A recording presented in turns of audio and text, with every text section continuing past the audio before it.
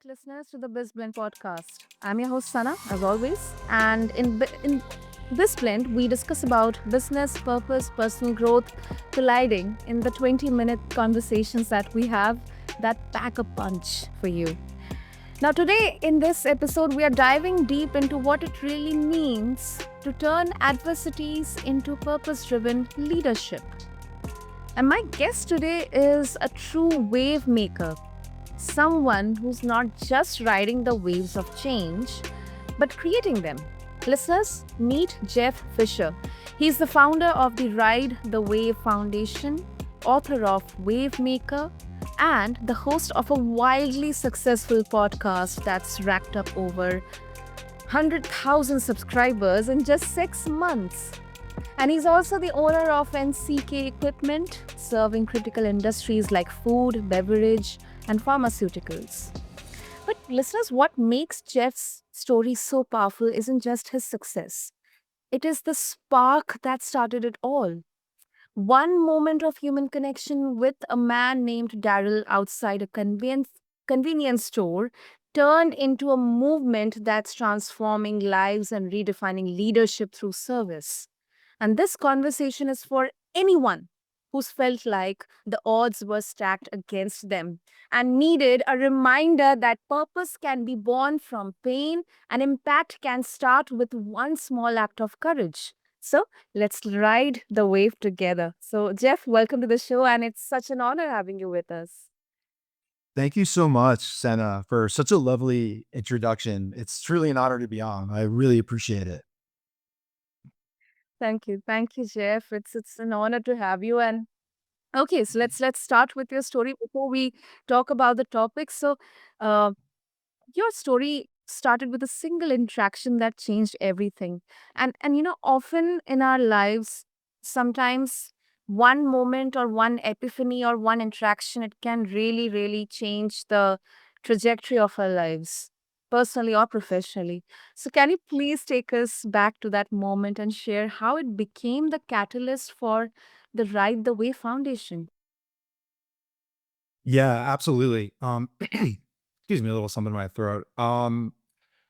There's a few things that happened prior, but to get to Daryl, the catalyst, it was something that was amazing. And the spirit hit very hard. And what I learned from just our interaction, it's really important sometimes. And the wave is that spirit or that calling to check on other people and to be humane and to wear the shoes and to actually act it out. Because I think that this day and age, we tend to be a little bit transactional.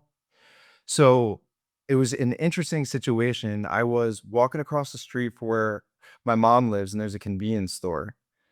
Okay. As I was going in to get something to drink, I came out and felt something come over me to turn around and to knock on a window of an old beat up van that was there. And there was a man sleeping in it who was Daryl. I got to know him when I knocked on the window. So I responded. And it was a beautiful interaction because he was there for a while and I was a bit surprised nobody would check on him. It's where I grew up riding my bike. So our interaction was amazing, changed both our lives. And it really was the catalyst into eventually receiving the grand vision that we have at Ride the Wave, which is a really true blessing. So it goes to show small acts of kindness or just riding that wave could really turn into, and you never know, open up something fantastic if you do it. Wow. Wow. That's such a beautiful moment summarized, Jeff. Um, s- so with your book, which is titled as Wave Maker, it is so powerful. But what exactly does it mean? What does it mean to you, Jeff? And how can others identify their own wave to ride? When everything right now is seeming so tumultuous. Yeah. I feel like God has given me a formula through the interaction with Daryl and others that I've had within the community in Morristown, New Jersey. Mm-hmm. So Wavemaker is a repurposed story of my interaction with Daryl with principles to teach people to do that, to connect to others. That's the Wavemaker.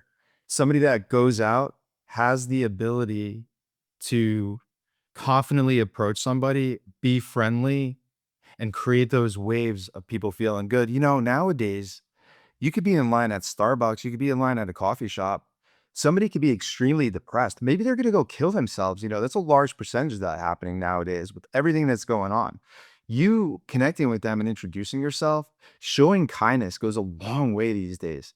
And there's an energy to it. And everything else around that is distracting us from that. So, for example, just a couple principles in there. Radiate, how to radiate positivity when you walk into a room. Another one is the art of asking questions. It's really important, even if we feel like it's a stupid question, to ask them anyway.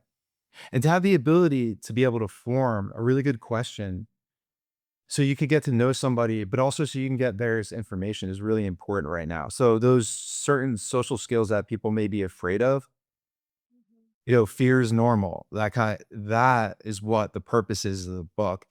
And it's planting the seed right now for future training, wavemaker training to teach people more in depth how to do it. And it's truly a blessing, Senna, because when this was formed, it's hybrid. I formed it while I was seeking the culture of NCK equipment. Ray Marone, the founder, was a great mentor, really positive person all the time. He named the company after his three daughters, Nicole, Kathleen, and Kristen. Excuse me, Kristen and Kathleen. And just an amazing person. And early on, I said, I really want to form the culture of the company. I realized how important that was. So getting to the bottom of that, it was formed because him and I used to say, "You riding the wave?" Yeah, we're riding the wave. So to honor Ray in this, and also it ties in uniquely to our company, it fuels us. So cross marketing, ways to tie it in other ways. So it is a business leadership program that we're developing as well. So yeah, there's many different components. It's really fantastic. That seems really interesting, Jeff. Really interesting. And yeah, I mean, one of the most highlighting part when I was reading your intro, 100,000 subscribers in just 6 months. I mean, uh, of course, you. I mean, it will be like you have to reveal your secret sauce, but still, I would love to ask you, what mindset or strategy shifts did you make that helped your platform grow so quickly in just 6 months? 100,000, how? Yeah, and we have our work cut out for us. So it's a newer platform. We were founded in 2023. It wasn't that following October. So, watch hours, things like that, we got to work on. There's definitely thumbnails, all that. But I think really the reason, Senna, is one, where this came from, but ultimately our grand commitment is to build an all-inclusive modern campus for people experiencing homelessness, a place where university style, they could be accepted, live on site, have all the resources, empowerment training, things that I've been blessed to have in the self-development and also business empowerment space. John Gordon, Jon Gordon, Damon West. You go to damonwest.org. Support with them has been invaluable during this process. So with that said, I think because we have such a great goal and everything Mark Robinson, the co-host, who's an unlikely friendship, and I work on, are all connected to the campus. So I think the show is forming nicely into a platform where anybody of any age, race, sex, creed, no matter who you are, you could share your story. It's also a place where people could showcase talent. So we've had somebody do spoken word and rap, things like that. It's forming into something great. We've had foundations on, we've connected foundations on the back end, and it's allowed us to develop relationships with foundations where Mark and I have volunteered. And we've done community outreaches. So we're trying to shatter the glass ceiling into the business development space, because I feel like God has given me a clear vision and I'm confident in my ability to lead this. And right now we're just at an early stage and we're going through the motions. So Mark, sometimes we feel like we're sitting in a rocket ship ready to take off and it's just a matter of time. Mm. Wow, wow. That's definitely something, as a podcaster specifically, I definitely should. I'm taking seeking some inspiration from you, Jeff. No, thank you so much, Senna. Yeah, I'm not sure if it's really something that's unique, but we figured If we could bring down and get and monetize the show, get some resources from that, get the book to a million copies, and we're gonna, have multiple revenue streams that we could see this thing through essentially. Yeah, yeah, definitely. And that's what exactly, is the soul of BizBlend. We talk about business, but then there's a purpose. There is a sense of fulfillment. It's profit with purpose. So I think, this definitely so much is one to seek inspirations, especially for all the entrepreneurs, founders, and even solopreneurs out there who are trying to make bring some change, bring some disruption. Um, Also, personally, you are balancing business, foundation, a podcast, and a book.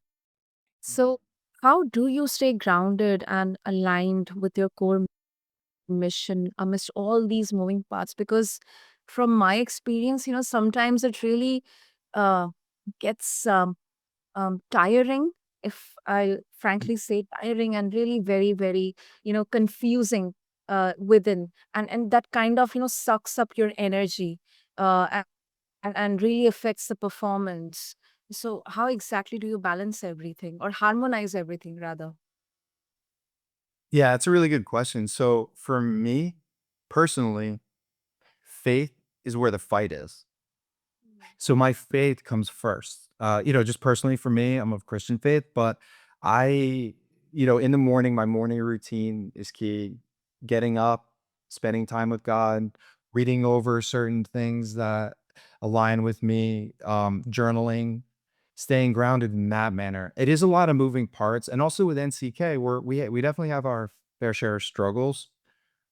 However, because of it being such a grand vision that I have, it's really in our culture, NTK equipment and ride the wave. We know we've won. We know love won.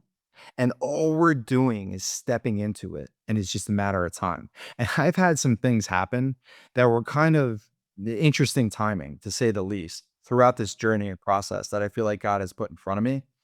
So that right there is how I do it, and also relying on colleagues, friends, and families. I get a lot of support. Some of the best leaders in the country, in the world, they're humble, Yep. they ask for help, and that's something that I wanna, have a good quality of too, because I'm never gonna act like I know it all.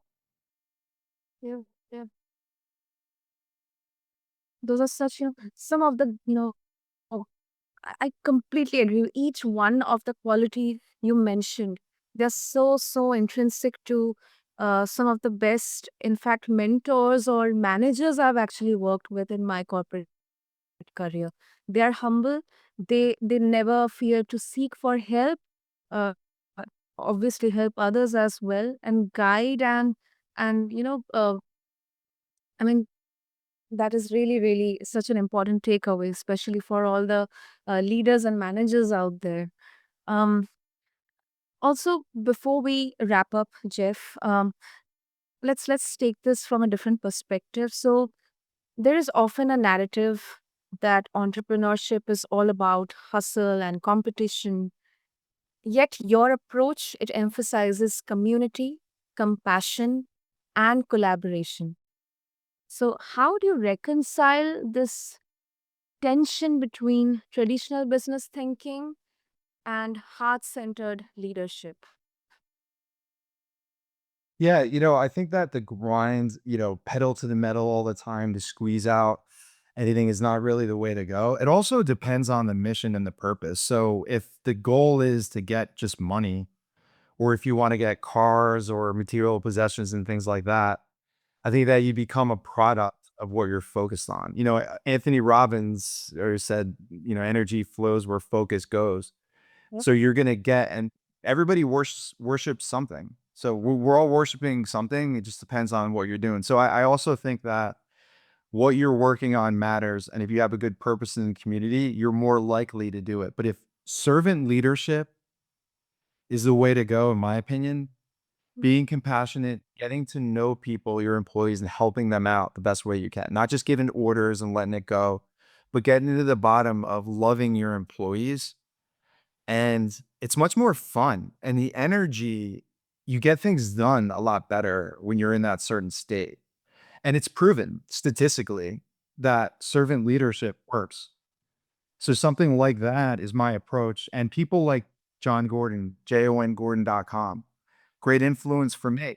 I'm trying to right now enter that space. So I think it's a matter of what your end goal is, what it's going to achieve, and then your mentality. But also, all the leaders start with themselves. So 100% is you. What did you eat that day? Working out, like things like that matter to your energy outside. Absolutely, absolutely. That's a very beautiful word you mentioned, servant leadership. That's Yeah. such a beautiful um and also your story with it started with a single interaction that changed everything, and that is such an inspiring journey. But when we uh, talk about uh, in the business context, some leaders believe that purpose should follow profit, but your foundation, it leads with service first. That is at the essence of servant leadership. So have you ever faced any resistance or doubt from the business community about this approach, and if yes, then how exactly did you navigate through it? So right now, there's not too much blocking us. I think that if we put the mission, the servant aspect first, the money is going to come, and the money is going to be the icing on the cake because we've developed something a bit unique to where there could be multiple revenue streams Mhm. potentially. Through my family, this gentleman, Michael, he is very well off and he's doing very well in his career.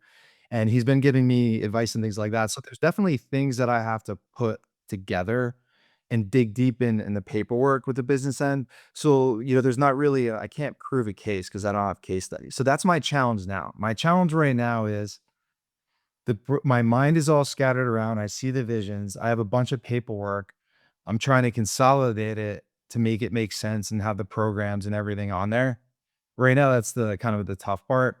And financially, resource wise, we're kind of going through the motions there. And I have a very small team. It's just Mark and I right now. And on the NCK side, it's Mark Hansen, the VP of sales, and myself. So we're a small company. So I'm confident that it's gonna be great. And we're going through this journey. Maybe it's a way to slow it down so we learn a lot along the way. That's the mentality we're gonna take. But I did get confirmation. It can operate at a high level. I have proof of that. It can make a lot of money. And I think that it has great potential to do so. And it could be a multi-million dollar organization. I've had that confirmed. Oh, So wow. yeah, it's gonna be beautiful one day. Senna, it's gonna be great. Yeah, yeah, definitely, definitely. Ah, lovely, lovely. So, Jeff, if our listeners would like to connect with you and, uh, especially the leaders, or, somebody who is really, really inspired to um, explore this journey of servant leadership, if they wish to connect with you, how they can. Yeah, and I would love to talk to anybody. I'm the type of person that loves to brainstorm or anything like that at any time. And if you go to ridethewave.org, everything's on that website. We're gonna overhaul it eventually. I popped that up, didn't think this would go this fast. So if you go scroll down to the bottom to the contact page and fill that out, it goes directly to me. So you could just do that. All our social media is on there. You can buy the book, watch or listen to the podcast, explanation of our foundation, how it's founded, things like that. We're going to continue, like I said, to overhaul that. But that would be a great way that we can get in touch. And yeah, I hope to hear from anyone really to collaborate. That's beautiful. I'll make sure to have all the links mentioned in the show notes. And Jeff, thank you. Thank you so much for showing us what it means to turn adversity into action, and how one person, uh, with the right heart and vision can start a wave that changes lives. I mean, it's a ripple effect. So there's still a lot to hope for the future. So I would encourage all of our listeners, if you have been moved by today's conversation, to check out Jeff's podcast and his book Wave Maker. And also, I'll have all the links in the show notes for all of you. And Jeff, thank you so much. Thank you so much for this beautiful, beautiful conversation.